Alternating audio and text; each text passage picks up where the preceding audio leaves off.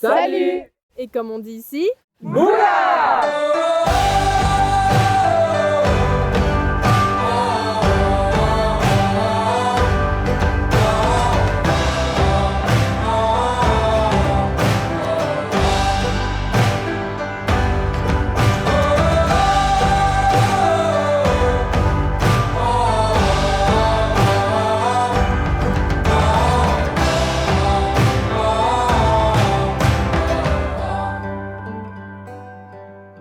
Bienvenue aux Fidji. C'est un archipel de plus de 300 îles où il y a à peu près un tiers des îles qui est habité par deux communautés principales, les Fidjiens qui sont à majorité chrétienne et les Indo-Fidjiens qui sont majoritairement hindous, mais il y a aussi des musulmans et des sikhs. Et cette population, elle vit principalement dans trois grandes villes des Fidji où on connaît un melting pot de diversité. As I said, I'm a Fijian citizen. My ancestors from my father's side were brought by the British from India to work in the sugarcane fields. They were Hindus.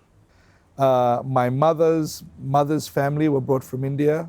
Her father's family are indigenous Fijians and Filipino mix. But she was raised by her mother's family, so raised as a Muslim, and felt the call to convert to Christianity as a teenager while she was in high school. So my extended family is Christian, Muslim, Hindu, atheist, agnostic, Baha'i, you name it. I have a wide range. À certains moments, on a été témoin de préjugés entre les communautés. mais il ne faut pas non plus s'arrêter là.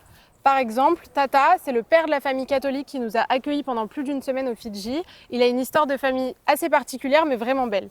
Il a grandi avec des frères à lui qui étaient musulmans, il a beaucoup appris à découvrir la religion et aujourd'hui, il est même devenu le témoin de mariage d'un de ses frères.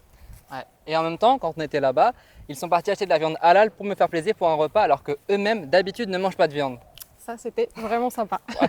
Et il y a aussi un sport dont on est obligé de vous parler parce qu'il rassemble vraiment tout le monde aux Fidji, c'est le rugby. You know, you said when Zinedine Zidane scored those goals, yeah? He was the most famous person in France. But for us, as I mentioned, we won an Olympic gold in 2016. That was huge. That was huge for us. You could not move people off the street. And also, we do very well in sevens. We win quite a few titles. We win the series. We are the current champions. And that drives a lot of happiness, you know, in Fiji. And I guess rugby is where people find their happiness sometimes too. You know, we stay up very late into the night, very early into the morning, watching our Fijian team, cheering when they win. When the team wins, you can hear the firecrackers going on, and this is in the middle of the night or early in the morning. The higher up you get in society, you'll see a lot of separation, but the lower you get, these people are all working together. You know, you go to the little towns, to the little villages, we have everyone living together. Les Fidjiens, ils se retrouvent pas que dans les stades de rugby, ils se retrouvent avant tout dans les écoles et là-bas, dès le plus jeune âge des enfants, on reconnaît et on célèbre la diversité du pays. In Fiji, we celebrate all the different traditions. So Fiji is one of those countries where we have public holidays for Christian religious festivals, Muslim religious festivals, Hindu religious festivals. We go to one another's houses on special days. You know, we share food on special occasions. Fiji is in that sense a very beautiful place. While we may have disagreements, while we may have issues based on ethnicity, which then connect to religion, genuinely at a grassroots level, we all get along with each other and we have strong relationships. And you will find that you go to some rural areas where the Indo-Fijians will be speaking in the indigenous language and the indigenous Fijians will be speaking in Hindi. Right now we have only two major religious groups in the school that I'm teaching in. That is the Christians and the Hindus. Even though we only have these two religious groups in my school, we also celebrate the festivals for Muslim religion. If we are able to talk about it to the students, then students will be able to accept the different religions and the different ethnic groups that are around them. And they are also able to interact with them, and learn to live peacefully. La religion, elle est super présente au Fidji. Il y a beaucoup de moments de la vie qui sont marqués par des fêtes ou des cérémonies religieuses. Et nous, par exemple, on a eu la chance d'assister à un mariage dans la famille de Tata et Nana. D'ailleurs, c'est pour ça qu'on a des habits qui sont de la même couleur.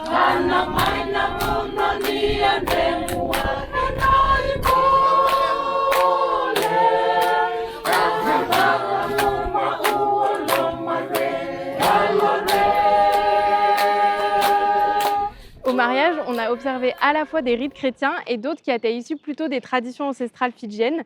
Et ces traditions, elles sont très liées au rapport à la terre, au sol. Et en fait, quand on a passé un peu de temps avec les Fidjiens, on a compris pourquoi, puisque tout leur mode de vie est très lié à l'agriculture. Ils consomment pour la plupart des légumes qu'ils font pousser dans leur jardin. Et il y a même des populations au Fidji qui vivent sur des îles isolées de manière totalement autarcique. Et c'est une grande richesse, puisque sur leur sol, on peut faire pousser n'importe quoi. Mais en même temps, c'est ce qui les rend très vulnérables aujourd'hui au changement climatique. Sharing with the world, both through the World Council of Churches and in other global mechanisms or meetings, what the experience of the Pacific Islanders are in the context of climate change, rising sea levels, saltwater inundation, coastal erosion, acidity issues with the ocean, extreme weather patterns, droughts, cyclones, etc. And so our role is also sharing with churches and faith communities in the Pacific and around the world so that they can influence their governments as well. Les Fidji, vu qu'ils ont cette position stratégique au milieu du Pacifique, c'est un peu des lanceurs d'alerte internationaux sur les questions environnementales.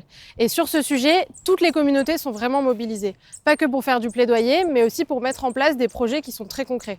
The first thing we did was we engaged in research, in going and sitting with communities, in talking about what their fears are, what their expectations are, what their hopes are, what their frustrations are in the context of climate change and the possibility of displacement. Also, we have been accompanying communities in their own process of relocation. And the framework we are now developing is based on that, which has 3 levels. It looks at the psychological trauma, the cultural trauma, the spiritual trauma that people will go through when they are forced to move. Imagine if you are someone who lives on a coral atoll whose life revolves around the ocean and you are moved right into the interior of an island. How do they maintain their identity when they are no longer associated to a particular place? James nous a parlé d'un autre projet que moi je connais un peu parce qu'il existe dans ma paroisse en France. Ça s'appelle Église verte et l'objectif c'est d'inciter les églises à cultiver les jardins quand elles en ont, à réduire leur consommation d'énergie et à être créatives pour préserver la planète, c'est-à-dire pour les croyants, la création. Dans le cadre de ce projet, ils ont commencé à développer un système d'aquaponie qui permet de cultiver des plantes tout en élevant des poissons. Et ils s'aident de la communauté musulmane qui l'a déjà mis en place pour renforcer leurs liens et travailler ensemble. The issue of climate change is not a Christian issue, it is a global issue. And I think about 86%, you can correct me, of the world has a spiritual worldview, right? There are world religions, there are smaller religions, there are all types of religions. So faith communities play an important role in mobilizing people. Now, many times we have seen them mobilized for negative issues, but they can also be mobilized in a very positive way. A good example locally is the gender-based violence video that we made with the House of Sarah, where we got members of the majority of the different faith communities. So we had different Christian representatives, Hindu, Muslim, Sikh, and others, all saying in the video clip that my faith says no to rape and violence against women and girls. Here in Fiji, for domestic violence, it is like an epidemic.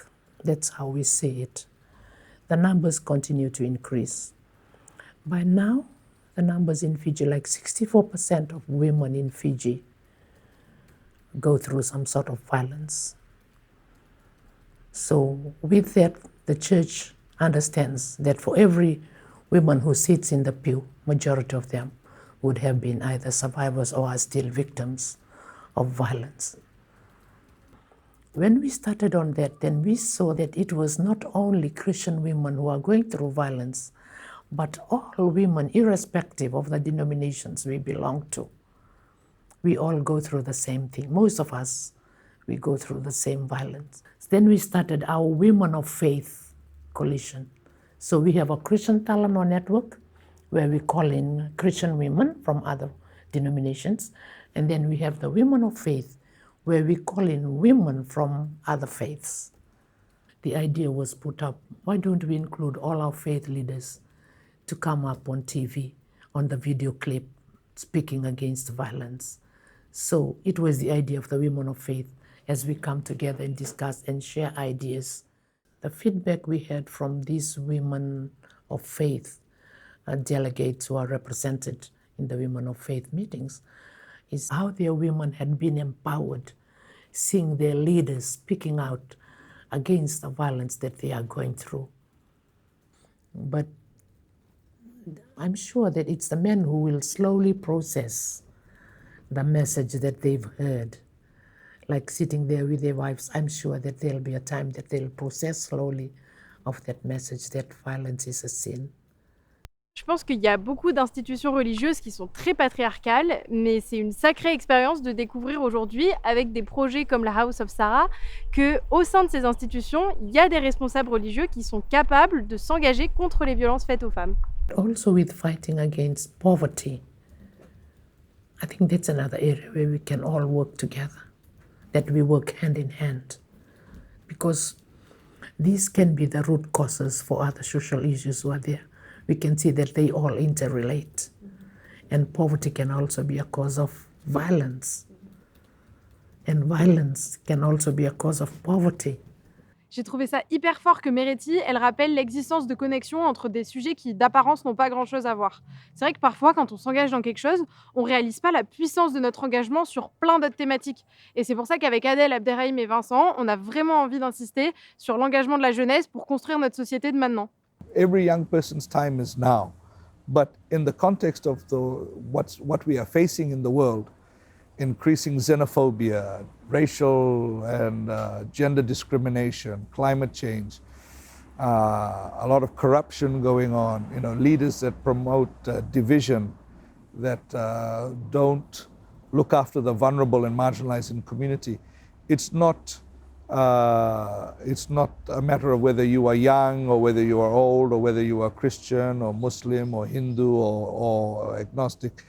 Everybody's responsibility is to do what is right. And the way I explain what we do is by saying that religion and faith are languages that we speak, languages that connect the heart and the mind for many people and that we manifest in the world. So just as we like to learn different languages, French, Italian, Spanish, German, Fijian, I think it's important for us also to learn each other's faith language or heart language. That's very important for open and direct dialogue. Et voilà, c'est la fin de cet épisode. Le bilan de ce passage au Fidji, c'est la rencontre de Tata, Nana, Maria, Luisa, Patrick, Felipe, Vishal, Saleh, Meretti, James, le père Epeli et Dels, mais c'est aussi un mariage fidjien, 46 mocos ou lézards, 26 douches froides, 34 cafards et un crapaud dans la douche. Mais surtout une famille d'adoption. Vinaka Wakalemu!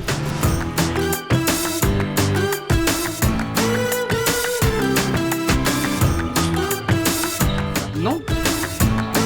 Tu vas cliquer, voilà.